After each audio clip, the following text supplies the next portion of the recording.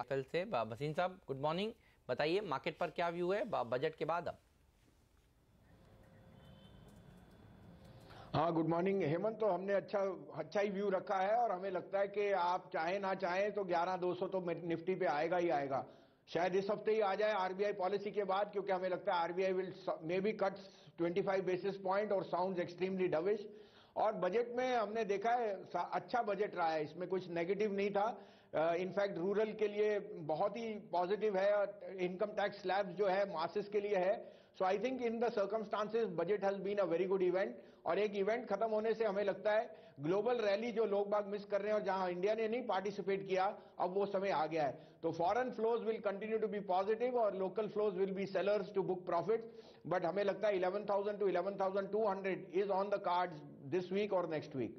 11,200 की तरफ जाने की तैयारी नजर आती है। 11,200 के टारगेट के लिए तैयार हो जाइए। वसीम साहब आपको कह रहे हैं हमारे साथ बनी की सीबीआई ने एक चार्जशीट दाखिल करी और वो कंट्रोवर्सी जो बनी, अब आईसीआईसीआई बैंक को आप कैसे अप्रोच कर रहे हैं? क्योंकि आज भी आप देखिए ये स्टॉक करीब 1% नीचे खुल रहा है और इसके चलते बैंक निफ्टी में करीब 100 पॉइंट की गिरावट देखने को मिल रही है। बड़ा हैवी वेट है ये बैंक निफ्टी का, तो कम से कम मूड तय कर ही लेता है। इस पर आप कैसे अप्रोच कर रहे हैं?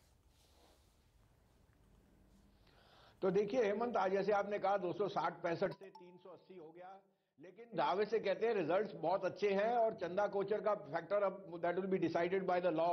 और साथ में the bank is shown you extremely good numbers. और तीनों बैंक एक्सिस, आईसीआईसीआई और एसबीआई, इनमें एक कंसोलिडेशन है, प्रॉफिट बुकिंग है। मगर मुझे नंबर स्टैंड आउट है। मैं दावे से कहता हूं आईसीआईसीआई, एक्सिस एंड एसबीआई यही बैंक निफ्टी को 32,000 ले जाएंगे by the end of this year. तो आपको लेने की चेष्टा करनी चाहिए, पोर्टफोलियो बनाइए।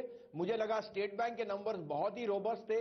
साथ में आपको उन्होंने इंडिकेट किया कि मार्च क्वार्टर से write backs will be even more stronger and they will be less provisioning and asset quality will improve. So these three will stand out in the corporate facing banks. और कोई भी decline will be a opportunity to accumulate short term consolidation, longer term out performance.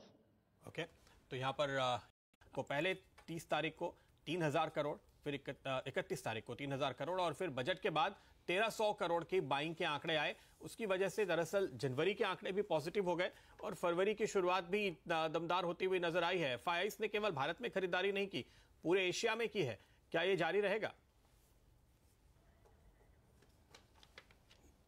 बिल्कुल, ये एक global rally है जहां dollar will weaken, Fed is turn dovish और emerging markets will out perform.